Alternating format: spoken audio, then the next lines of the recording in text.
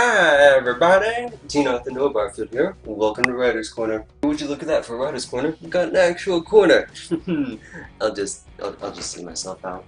So a few things might be running through your head right now. One, man, he needs a haircut. Yes, I do. Two, he's sitting down. What's up with that? Three, does this mean we don't get lovable, excitable Noah? No, that's not what it means. Woo! See? Proved it wrong. Anyway, I'm sitting down because I'm going to be trying something new this video, and I'll get to that in just a moment. And also, I want you all to bear with me because I'm having to rely on natural lighting, not artificial lighting in my own constructs like I commonly do. Everything is packed away in my trailer right now, so you'll just have to bear with me if it flickers or gets brighter or anything. I can't yet make nature just bow to my whims, so just deal with me right now, please. So what's this new thing I want to do that's caused me to take a seated position? Well, if you're a writer like me, then while you're writing, you just spend most of your time sitting down, typing.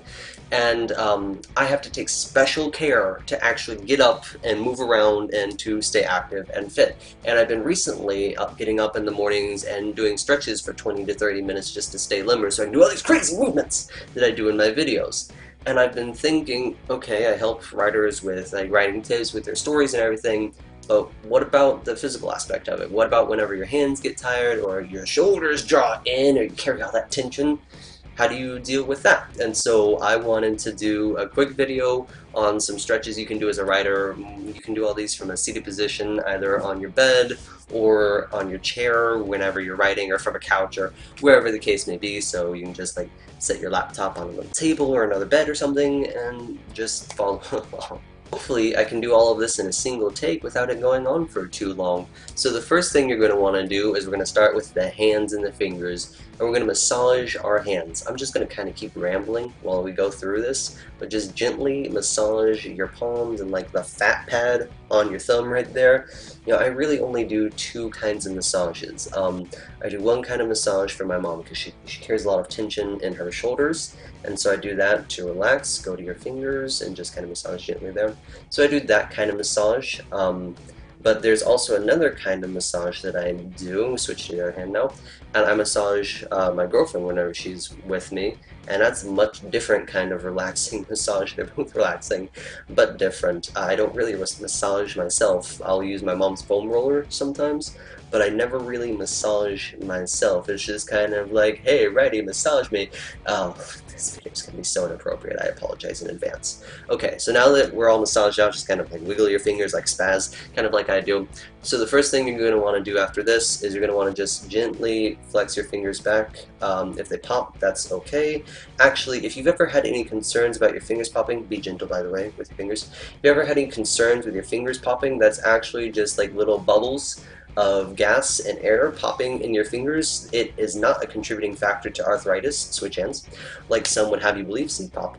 But it is actually just leads to greater finger mobility. There is a minimal decrease in grip strength actually, but we can get to that in just a moment.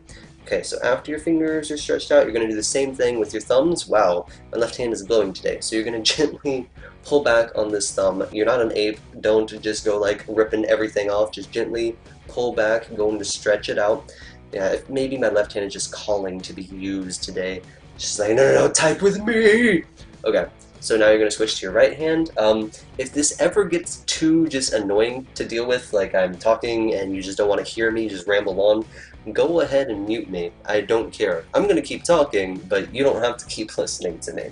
Okay, so fingers in and out now, just kind of clench and unclench, and that's actually part of the next little stretch we're going to be doing.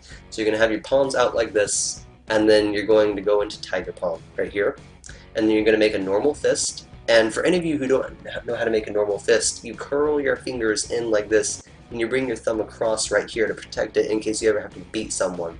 So you're going to have your hands in like this, and then you're going to go back, and then you're going to bring your hands all the way down like this to really stretch them out. And so we're just going to keep doing that. And actually, a lot of people don't know how to make a proper fist, and I do because I've taken martial arts, and it's really handy. But it's also handy to know this in case any of your characters have to punch somebody, and for any reason, you know, like you want to make them break their thumb or something. That is helpful because then you'll make them punch wrong. But it's helpful to know how to make them punch right in case you ever have like a training scene. Okay, so we're done with there. Just kind of shake it out. Next thing we're going to want to do, keep your palms like this, spread them in, out, out, and sorry. Oh god, I'm going to be such a dork in this video. Ugh. Okay, so we're just kind of spreading them out, loosening them, kind of wiggling them now. Alright, so I think that's most of it. So now I got to do a separate take. For this one, you're going to need the tennis ball. If you don't have a tennis ball, you might have some like those little grippy thingies that you can use to increase your grip strength, or maybe you can use a plush animal or a pillow or something. I have a tennis ball. We're just going to start squeezing here.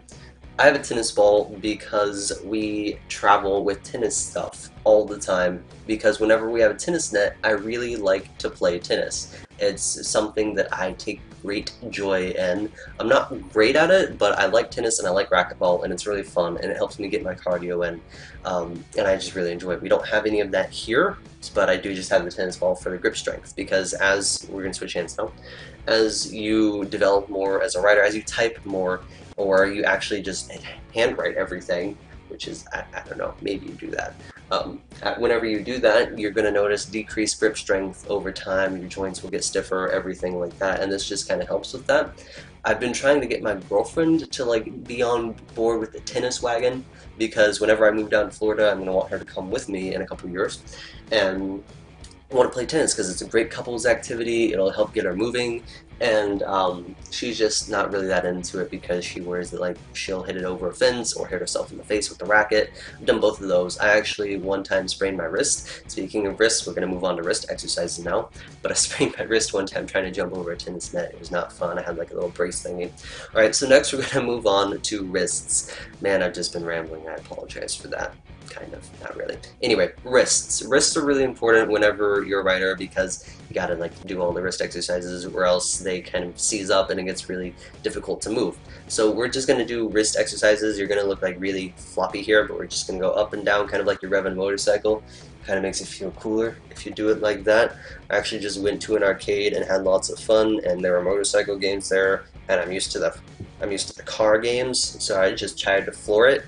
And that didn't work because there was no pedal for me to tap. So I was just kind of looking like an idiot. They're like, why is there no floor pedal? And you gotta rev it, genius. So yeah. Alright, so next we're gonna go side to side. I'm pretty sure there's a song that I could reference there, but I'm not going to. So I'm trying to think of writing related things that actually tie into this.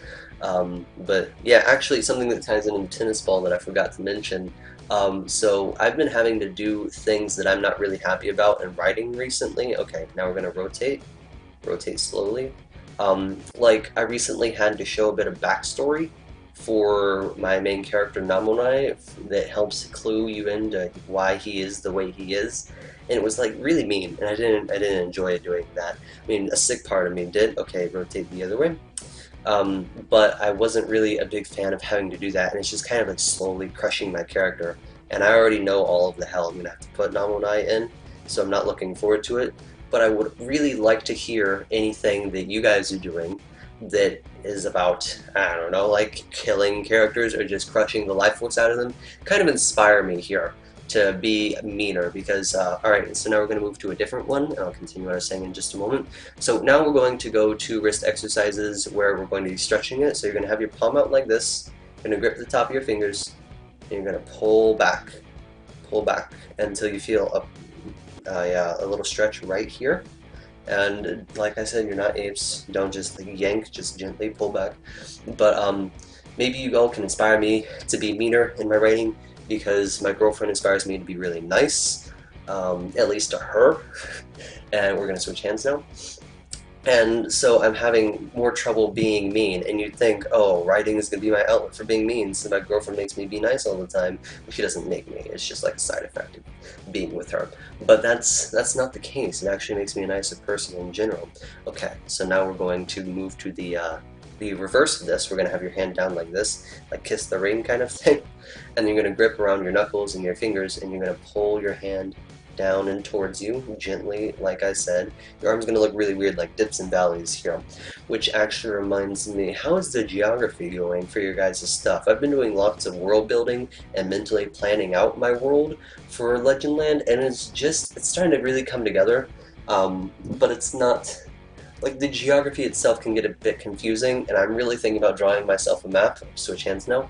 But I am not good at drawing. My girlfriend is, but she has a lot of stuff doing for me and for school and for other clients, so I just don't want to put that on her plate.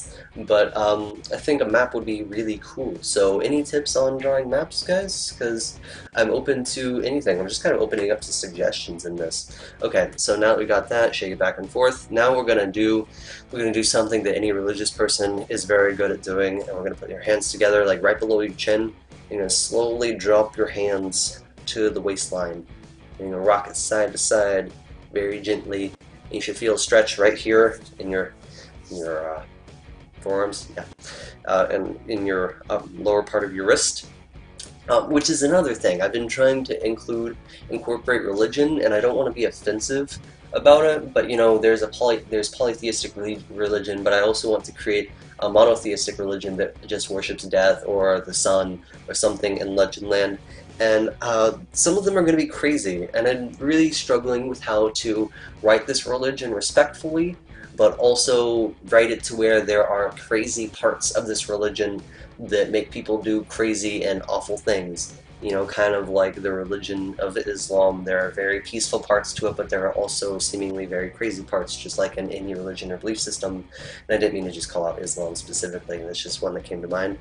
Okay, so rotate the wrists before I just ramble on and get myself in trouble. I want to thank you so much for getting through all of these stretches with me. It has relaxed me. It's just been great to ramble.